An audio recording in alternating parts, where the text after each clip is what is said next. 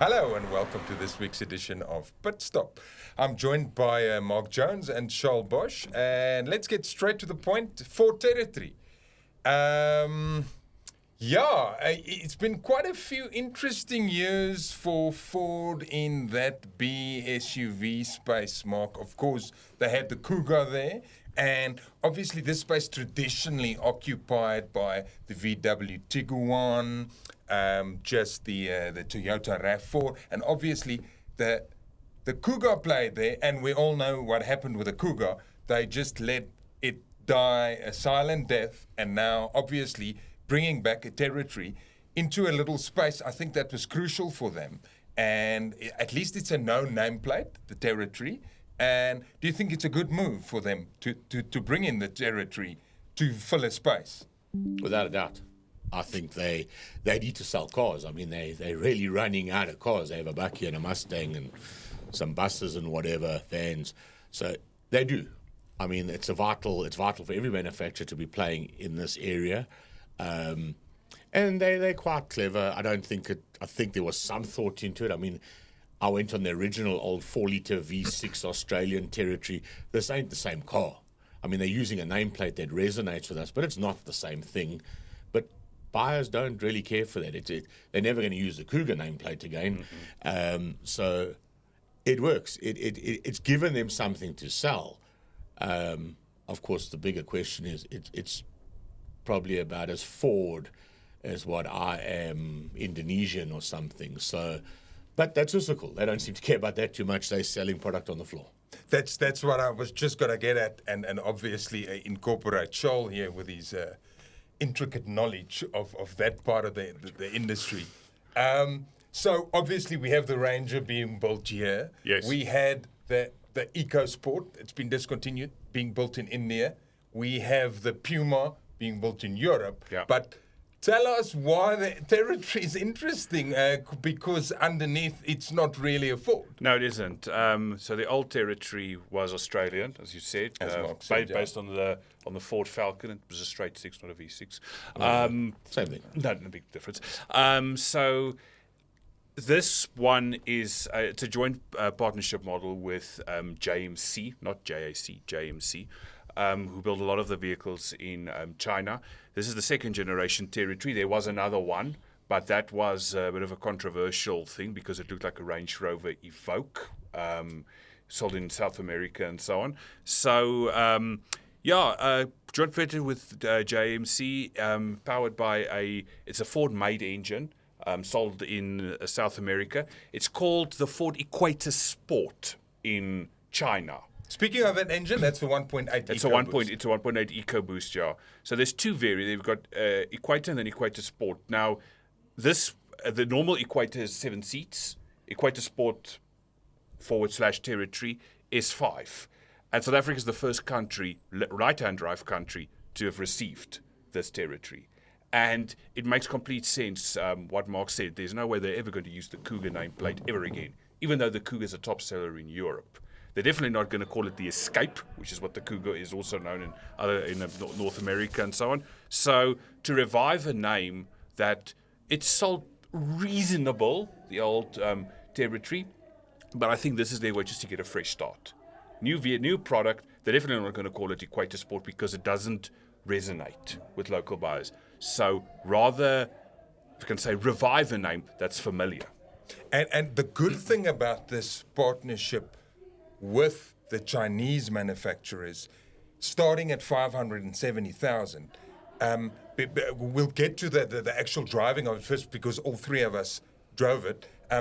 That's a good price for that size of car. Just to put it in context, obviously the Puma is European built for stricter European standards, but that's almost the price of the Puma. Price is important nowadays, especially competing against other Chinese SUVs, and we're talking about the traditional guys. If you look at the sales of those compared to the Chinese products lately, that's where the game is at. 100%. It is a value for money game. The traditional Chinese Chery, Haval, Jaco, ever, they're all trading on value for money and spec. So I think Ford brought the Puma, because it was just there, or somebody said, let's bring them. I mean, it's not even the new one. There's a facelift. There's a facelift, yeah. So I think they're just so desperate to put something on their showroom floor other than Rangers and Mustangs that they'll bring anything and have a throw at it. I mean, we know the Pumas and basically a bit of an epic fail. Yeah. So the territory, it was a stopgap, is the price is good. The spec is good if you understand that, just like we used to joke, if you close your eyes, you would never say it's a Chinese car. Well, now if you close your eyes, you'll never know it's a Ford. There's not too much Ford going on in that Ford, but it has spec, it has a badge, and it's delivering. Yeah. In spec-wise, there are some other issues which we'll get into, but yeah. Well, let's get to the drive. Charl, you went to the launch. Yeah. I had the chance to take it on a little Ford PR event to Nampo in Bothaville. Mark, you had it as a house guest for a week. So let's start at you, Charl. Just shortly, what did you like? Is it working for you? It did work. I know there's been quite a lot of differences about certain aspects of the territory. The one thing that irked us all was the brakes. It is razor sharp. I've never driven a car whose brakes are so sharp. You literally, at the tiniest of prod on the brake, and you go through the windscreen, almost, if I can put it that way. It's fake brakes. Yeah. It's brake-by-wire, it's fake. It's not, when you're on the highway and you would normally apply the brakes gradually, the car's pretty okay. You can regulate that. It's when you got into traffic and you're trying to pull out your driveway or you're trying to bump the car, as you touch the brakes, the car would have like a panic attack and smash you into the dash, and you're going, who signed off on this? It's a part of the car that nobody that I've spoken to can get used to. No. I wouldn't buy the territory because of it. It's frustratingly difficult to drive like that. It's not something you're going to get used to. No. You can't. It's fake. It's not that, I'm sure at some stage you might train your foot not to touch, but it is such an unnatural grab of the brakes. You just don't know how to, you can't modulate it in traffic. You cannot. It's horrific, yeah. The one thing, though, it doesn't have all the annoying safety systems or whatever that screams at you. Chinese car. Exactly. It doesn't have that. And the infotainment system is not a sync system. It's not a Ford branded sync system because sync is not available in China. But it works okay. For me, it rode very, very well we did some mild passes on the launch and on the garden route. And the engine, and I've been getting a lot of stick for this because the engine has been detuned, not by a lot, by 2 kilowatts and 2 newtons because of South Africa's fuel quality. And the engine is not too bad. It doesn't do anything spectacular. It doesn't blow your mind away when you push the throttle to the floor in sport mode or whatever it is. So it's okay. It's not, I think as I mentioned, it's not a earth-shattering, look at us, we're back in the segment. It's agreeable and good, I would say. I would kind of agree before you get to you, Mark. I think it's a safe play. The little open road session we spent through the Free State, there's absolutely nothing wrong with the ride. And obviously on a more daily basis, getting the kids in and out of school, dropping them off. I think it's solid, it's sturdy, it's got a good backing, and it's got a good value proposition. And I think here's the bit of irony for anybody maybe still in doubt, am I going to buy a Chinese car? Let's buy a Ford because it's a well-known nameplate, but it's still a Chinese Ford. So, but if that makes you sleep better at night, by all means. Your experience living with it for a week? Yeah. Apart from the brakes? I didn't have the titanium. I got a trend spec. Okay, right. So the irony was I loved the fact that it had less specs. So it didn't have a lot of active stuff going on. So literally nothing pinged and ponged. And I was so over the moon with it. That was great. You could actually drive the car and it kept quiet. And so that I enjoyed. That's the most annoying thing about these Chinese cars. They had too much going on. It was pleasant. The brakes for me in traffic was just something I couldn't live with. I thought, not great. Spec was okay.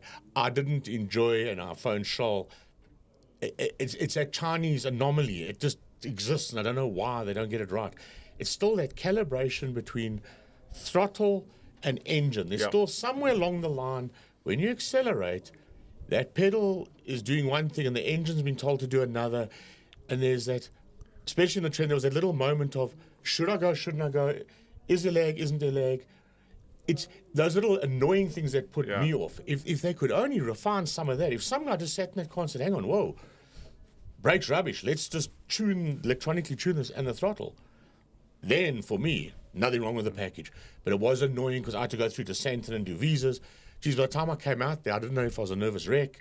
It didn't present the same way in terms of drive. I understood the whole package. I just wish they'd refined their drive. Then I think, winner. Absolutely. I mean, what a good car with a nameplate that people go, it's a Ford, cool. I agree with you. I mean, it's a thing we've been complaining a lot, and I know some of the manufacturers are getting annoyed about this whole throttle calibration thing, but there's this tiny little dead spot when you hit the accelerator, and then it's almost as if there's dial-up internet, what's supposed to happen now. And then eventually it goes. It feels like a horrible early 1990s type of turbo lag, and then it eventually goes. And referencing what you said a couple of months ago, if they get that right, I mean, a lot of the word fine-tuning has been thrown around a lot with all the Chinese cars, regardless of brand. If they can have that thing fine-tuned a little bit, then I think sales of territory will spike. It's a good package. I think people will still have to get used to the looks because it is very Chinese in its execution and look, which is understandable. There's no JMC product. This was told.